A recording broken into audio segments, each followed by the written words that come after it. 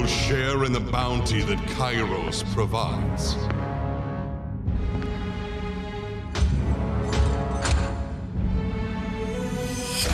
Or choose to become an example of justice served. You would be hunted, your ways dismantled, your bloodlines ended.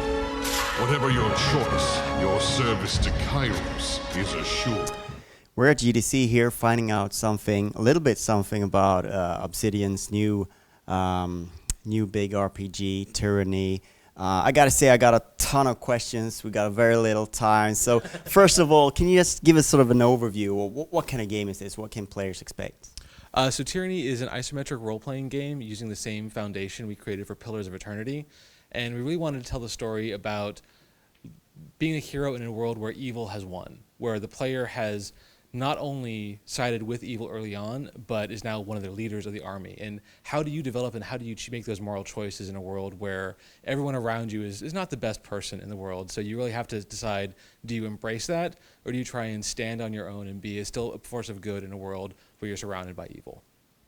It is something that's very interesting, the evil choice. I'm sure you have the metrics of people going good or evil in all your RPGs. Is this sort of a reaction to that, maybe, to try and force players to get the interesting evil side of things, perhaps? Well, we don't really want to force players to make the evil choice, because again, people like making the good choice. But I find a lot of games when you're playing evil, it's about being a psychotic person running around killing everybody. So we wanted to give more nuance to that. So a lot of the choices in Tyranny aren't strictly black or white, very open. They're all very shades of gray. So even when you're making what you think might be the good choice, there's repercussions for different people that make that maybe not the best choice you could have made. So I think people will really appreciate the different levels of nuance in the game. So one thing that I thought was interesting as well is that you give the player the option of sort of ownership of the world. You're setting the stage. Can you tell us a little bit how that plays out? Yeah, so in our character creation system, we actually allow the player to decide how this world was conquered. And so that gives them a lot of freedom to decide the shape and starting state of the world, and that really changes your experience over time. So that can have great ramifications in terms of who's where in the world and what they're actually doing.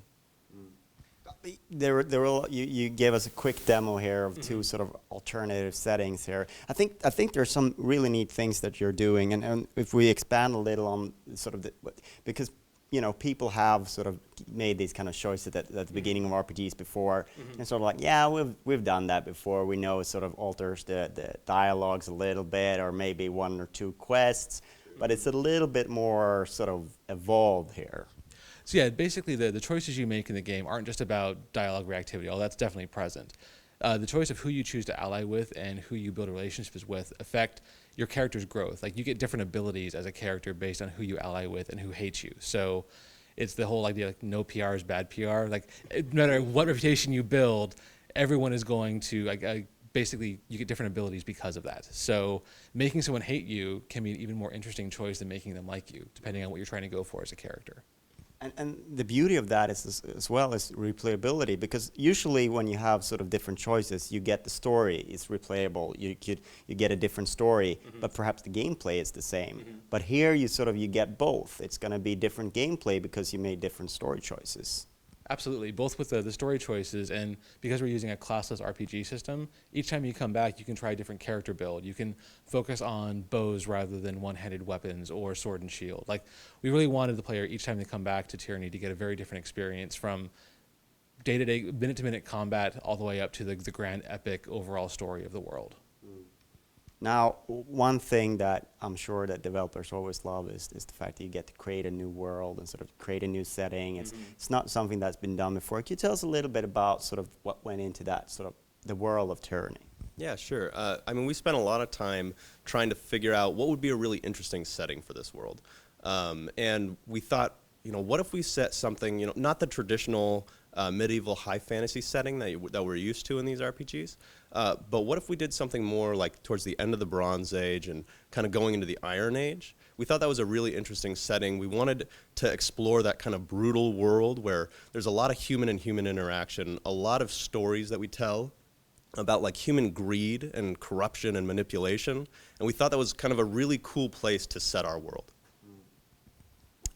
Another thing that I have to ask about is the companions, and you sort of, companions is always something that you look for in an Obsidian RPG. Can you tell us a little bit about sort of these characters that will join you on your game?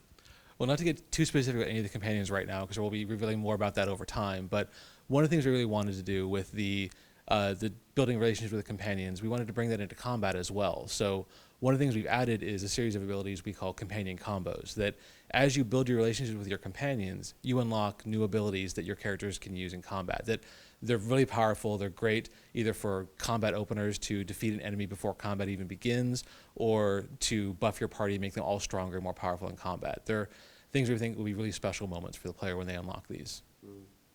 Final question, I gotta ask this. I know it's the announcement right now, but where are you at in development? So how far have you gone, and what's left to do, and do you have sort of a timeline in mind? Sure. Right now we're actually looking to release in 2016. That's kind of all we're saying at the moment. Thank you so much for your time. Thank you very much. Thank you. You have chosen. I will remember you when the last hero falls.